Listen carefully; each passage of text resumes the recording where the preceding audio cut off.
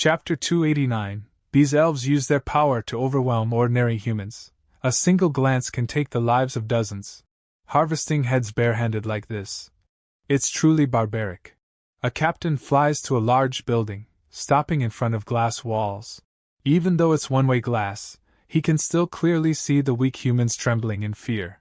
Without a word, he attacks with a massive surge of spiritual power, splitting the entire building in half. Needless to say, no one inside survived. Below, the elf leader just stands quietly watching. The lowly task of killing is left to his underlings. Perhaps he's waiting for someone strong enough to show up. Elves are known for their high moral standards and excessive pride. Yet here, they reveal their cruel and inhuman nature. Oh, in reality, aren't they considered another branch of human evolution? Suddenly, the leader and his subordinate are startled, then both look in the same direction. Sure enough, someone has appeared from the void, and the elf leaders immediately stop everything to focus on him. Yul arrives with eyes blazing and a deeply furrowed brow. Oh heavens, look at what these people have done here! Massacring everywhere, causing endless destruction. This scene brings to mind the Great War with the Dark King not long ago. The victims are always innocent civilians. Yul notices that guy holding a handful of severed heads. His rage instantly reaches 10,000 degrees Celsius. One of the elf leaders, seeing that this newcomer is clearly no ordinary person, laughs excitedly, wearing a twisted expression. As he's about to rush forward to fight Yul, the one next to him stops him, leaving him truly puzzled as to why his friend held him back. Clearly, he intends to launch a long-range attack with his spiritual power bow. His excitement builds, and he believes this strike will easily take Yul's life and earn him praise.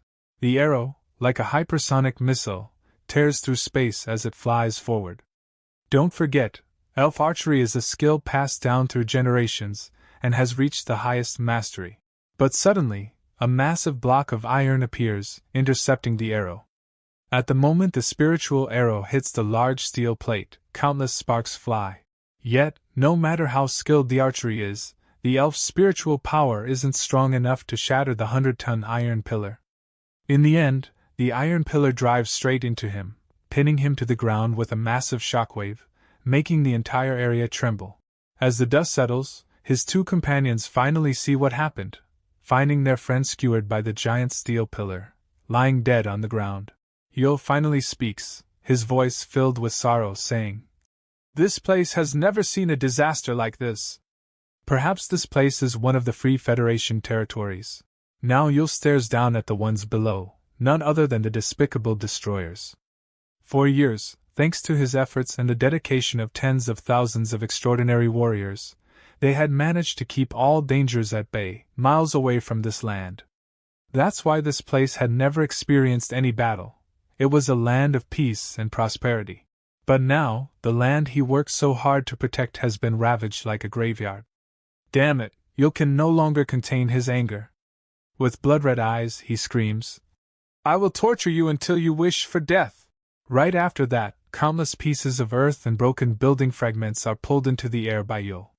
His distance is so great that the ones below can only look up, as Yul shouts, "You beasts!" The elves and their supreme leader show no fear. Instead, they wear twisted expressions of excitement. As for the supreme leader, he remains expressionless. Perhaps he is a cold and sinister person, maintaining a chillingly blank face even as his comrades are killed. The divine tree is still interrogating the captured elf, asking if it's true that only 100 of them came to Earth, and when the full-scale assault will take place. The elf replies that it will be in half a year. To celebrate the grand arrival of the king, they will bring the entire demon race, elves, dwarves, dragons, every creature capable of fighting, to Earth. They will sweep across Earth and offer it up to the great emperor. Hearing this, the divine tree can only furrow its brow, realizing that this planet is far more warlike than expected. There will be no mercy for any life here. The divine tree's plan suddenly becomes much simpler: kill them all, and accept only the strong as apostles. As for the elves the divine tree captured, he will turn them into puppets. The divine tree's conversation took place within a dark space, so Panis couldn't possibly hear it. But as her master had been inside for quite a while, she anxiously asked if he was all right. The divine tree then turned to her, and said that he now needed to go somewhere else. Panis was surprised, but the divine tree said nothing further. What the divine tree urgently needs to do now is to change his appearance and conceal his spiritual power, otherwise, he will soon be detected. Then, he immediately maneuvered his long, sprawling body with a thunderous movement and left. Currently, his body here is connected to his main body through void roots. Though he knows this process will be extremely painful, the divine tree believes he can do it.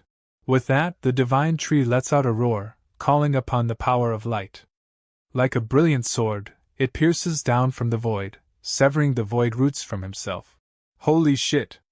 La la la la, the pain is indescribable, 100 times worse than the pain of evolution, and the mighty divine tree cries like a child getting a shot for the first time.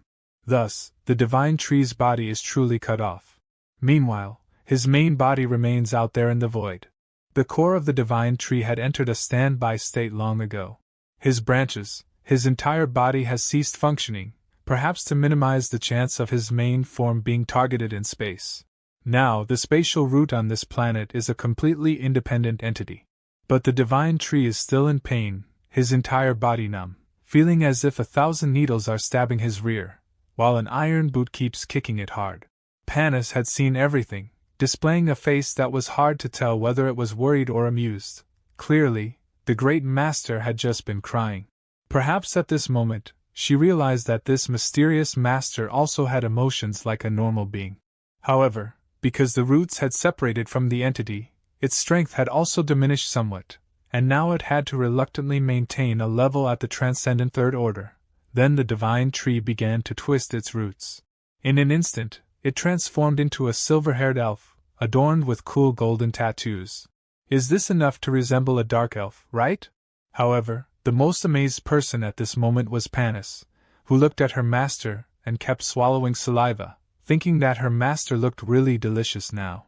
Next, the space behind the divine tree shattered, the sound of breaking glass echoing throughout.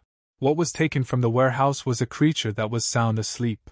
It was one of the kings of the sea, a remarkable evolutionary origin. Right now, the consciousness of this creature was gone, and it was just a walking corpse. Speaking of this creature, it was a powerful monster with the ability to replicate the powers of its opponents, along with passive and innate skills quite similar to those of the divine tree. That was also the reason the divine tree had kept it as a treasure, and now it was about to become an antique. The divine tree believed that with this, he would surely achieve something great here. End of chapter 289.